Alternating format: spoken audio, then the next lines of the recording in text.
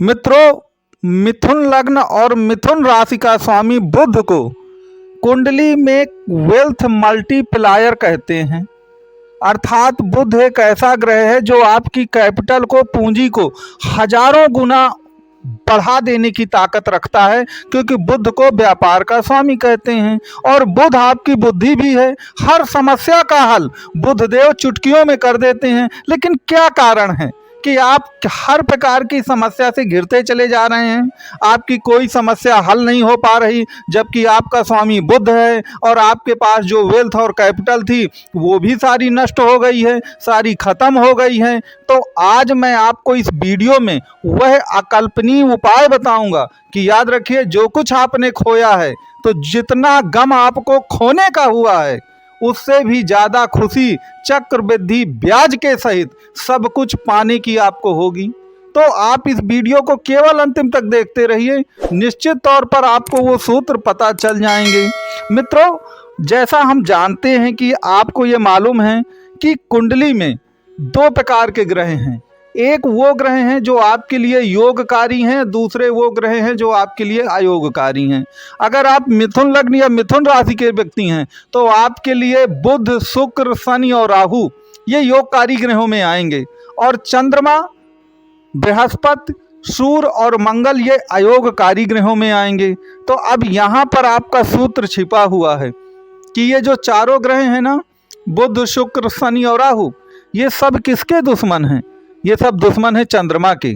चंद्रमा को कोई पसंद नहीं करता है कुल मिलाकर के, ठीक है।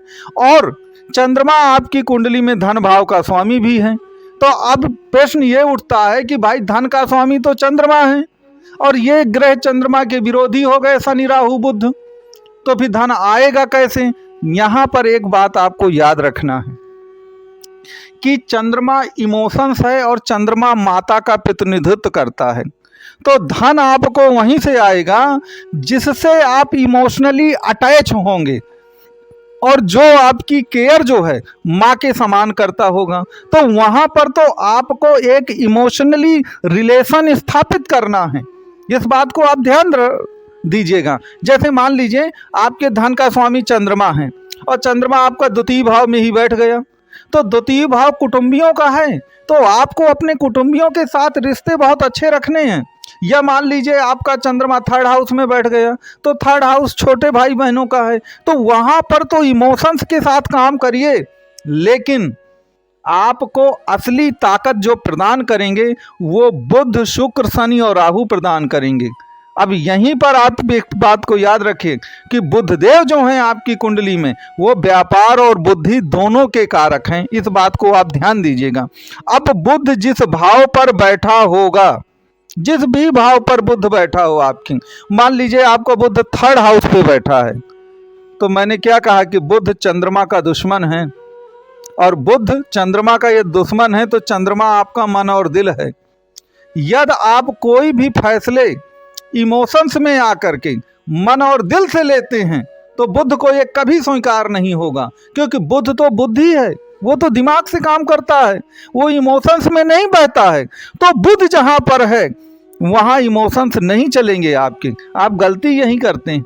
ये जो मिथुन राशि या मिथुन लग्न के लोग होते हैं ना, ये बहुत इमोशन से काम करते हैं और ये चंद्रमा की गिरफ्त में चले जाते हैं। जब आप चंद्रमा की गिरफ्त में चले जाएंगे तो आप बुध से बहुत दूर चले जाएंगे, और आपकी हर समस्या का कारण यही है। अब आप याद रखिए कि आपने जीवन में जो भी गलतियां की होंगी, जो भी फाइनेंशियल लॉस किए होंगे, या आप किसी मुसीबत में फंसे होंगे, आप दिल पे हाथ रख के बताइए कि आपने इमोशंस में आकर के हर काम किया होगा। उस समय हो सकता है कि आपकी बुद्धि, आपका विवेक, आपका दिमाग उस समय कुछ और कह रहा होगा, लेकिन आपने उसकी बात नहीं सुनी। आपने भावनाओं में बह करके सब काम किया और आप मुसीबत में फंस गए, क्योंकि बुध भी बुद्धि का कारक है और राहु तो कटा हुआ सर है, राहु तो आपका दिमाग है।